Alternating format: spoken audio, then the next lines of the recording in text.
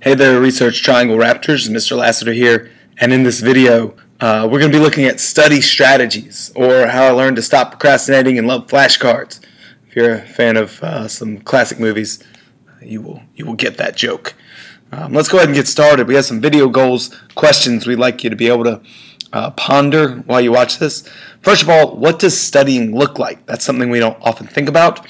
Of course, this video is all about giving you some concrete strategies for studying in your course, and also to show you some tools you can use to study more efficiently. So let's take a look at this first question. What does studying look like? Studying is oftentimes shown as just kind of looking at paper and like looking really intensely at it, like it's bothering you or like it's making you think really hard. But that isn't necessarily studying. Sometimes it can seem a little less active, like passive. Studying is a very active process. So let's start by thinking about what studying is not. Studying is not simply rewatching videos or rereading notes or even highlighting notes. In fact, those things are good to build up some basic understanding, but there's no measurable difference in just rewatching or rereading your notes or in highlighting. There's no discernible advantages from that. Just trying assessments again, certainly not. If you don't pass something the first time, you need to actively go about doing it a different way. I mean, after all, the definition of insanity is doing the same things over and over again, expecting different results. And we want to avoid what we call kind of the shotgun approach, taking a bunch of different assessments and not really concentrating on any one topic. So what should you do? Well, first of all, studying is active. You're going to have to put in a lot of effort. That's number one. It's not going to be easy. Second, you want to focus on one topic at a time.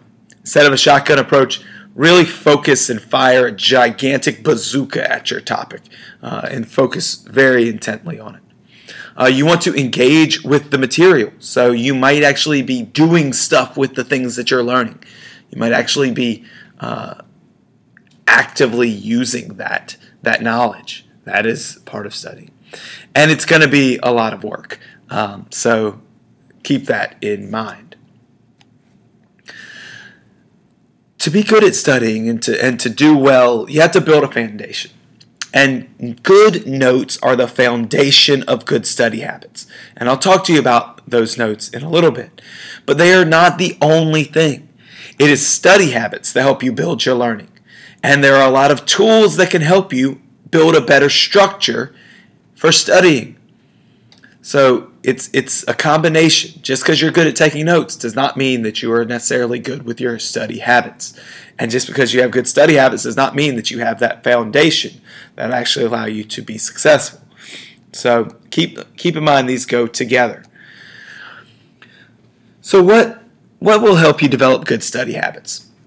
Well, first of all, a quiet location. I cannot stress this enough. If you're trying to study in a loud household or a loud classroom, you're not going to have a whole lot of success.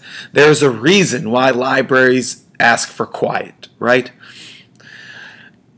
The second thing, and this really depends on you, music. Sometimes music can set a good study habit, can be a good study habit. If you can handle music, may I suggest some smooth jazz, perhaps Miles Davis Radio on Pandora. Pandora did not sponsor this video, by the way, although now I'm thinking I should probably try to get them to. If you cannot handle music, or music is distracting to you, then silence is better. Not having any music at all. You do not want music that you sing along with. You probably don't want music that is more of the pop variety that draws your attention away from what you're doing. So go with something classical, jazz, usually something that is just more instrumental. That'll help you kind of get in the right frame of mind. And if you're thinking about television, nope. Don't study in front of the TV. It's not going to do it for you. Okay? Don't say, oh, I was studying while I watched the newest episode of The Bachelor. I would guess that you know more about what happened in that episode of The Bachelor than you do know about mitosis and meiosis. So if we have those good study habits in mind. Finding a quiet location, maybe a little bit of music if you can handle it. What are the tools of the studying trade? What tools are going to help you be successful here at Research Triangle High School and beyond? That's really the key, the beyond. The first thing is, of course, guided notes. We provide you videos so you get your notes at home, and most of your classes have some form of guided notes. This is an example of history guided notes from this year, but you may have seen similar versions to this in biology or math or art or English. Guided notes help you to organize the information, whether it's video goals and questions or vocabulary or the notes straight through. This helps you organize all that information we give you in the videos. So again, this is the foundation. It is not the only thing involved in studying. One of our favorites, and I think this goes across your subject areas, is the use of flashcards. Vocabulary can get in the way if you don't know what terms mean and you're taking assessments. You simply might not know what the question is asking if you do not understand the vocabulary. Flashcards are the number one way, and they are proven to work, but the number one way to get that vocabulary in your head. The mere act of writing flashcards is studying, but once you have created them, now you have a study tool that you can use over and over and over again.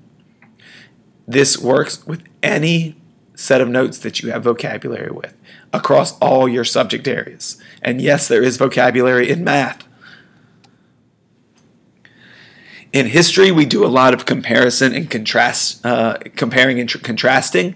You do that in other subjects as well, like English and biology. The tool or the graphic organizer that works best for this is a Venn diagram. This is an example of a Venn diagram that we did in history class comparing Hinduism and Buddhism.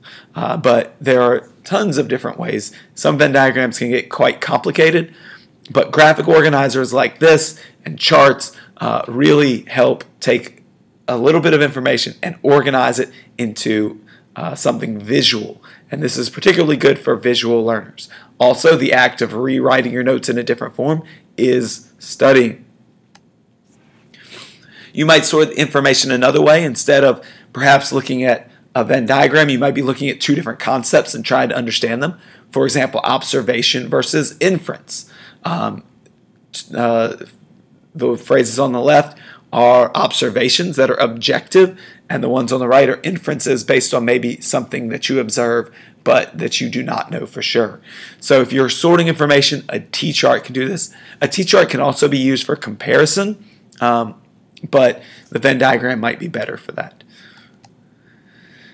And if you're confused by a process, let's think about the process of mitosis or photosynthesis as we see here. If you're confused by a process, one good thing to do is to make a diagram of that process. Here we have two particularly artistic diagrams shown for these two processes in biology, but it might be more of a flow chart if you're not so artistic. You can still make a flow chart, or you can diagram out processes in a lab or in some biological or chemical process that you might be learning in biology or chemistry. All right, so keep in mind that diagramming things out really help. For history, making it into a timeline or a flow chart of cause and effect is a really good use of diagrams. In mathematics, you can make diagrams for example, the orders of operation and making sure that you are doing things in the correct order. Drawing it out, again, puts it in a different form and helps cement that concept in your head.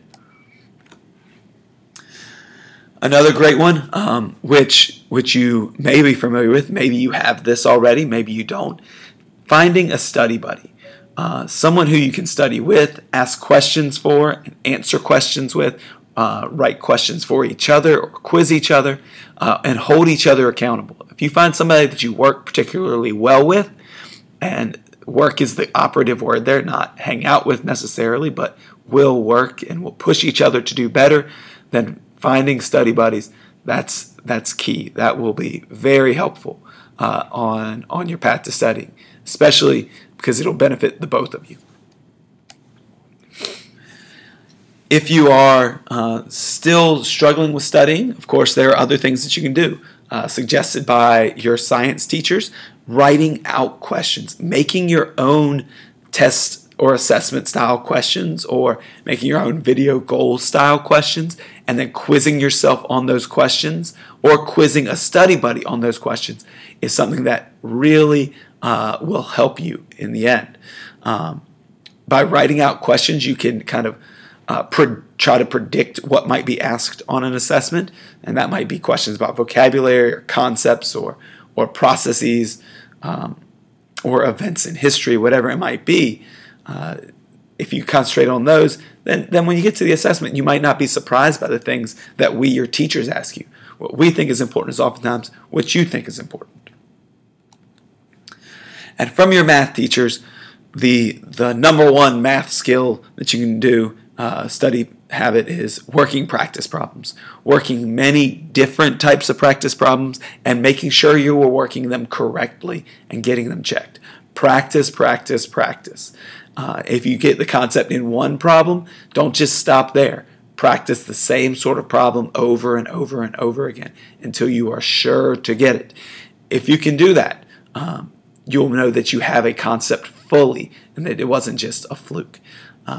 So talk with your math teachers about this. They give you lots of practice and lots of examples in your courses. And from our English department, they have put together a massive list of playlist activities. It's another great study tool. You'll see this across your subjects. You might have core videos that you're required to have, but usually in your playlist we go a little bit deeper than that. And if those core videos are not teaching you a concept, or you're having trouble learning from those core videos, we'll go a little bit deeper with some of the additional resources provided. For example, there's a video on punctuation, and it comes with a practice activity and a video about learning punctuation in 4 kinds of sentences. For the use of semicolons, you have cartoons and links and videos to help you better get these concepts down. So do the playlist activities, and they will help you on that path to learning and mastering all the content we have for your courses. All right, guys, this is the start to studying. If you want a little bit more information, I have made a history-specific study guide that'll show you lots of different types of graphic organizers that you can use. But these are some suggestions on what studying looks like and strategies for studying and some tools that you can use to help study more efficiently. If you're wondering which tools to use when, talk to one of your teachers and we can help send you in the right direction. That's it for today, and good luck as you learn to become better studying students. Adios.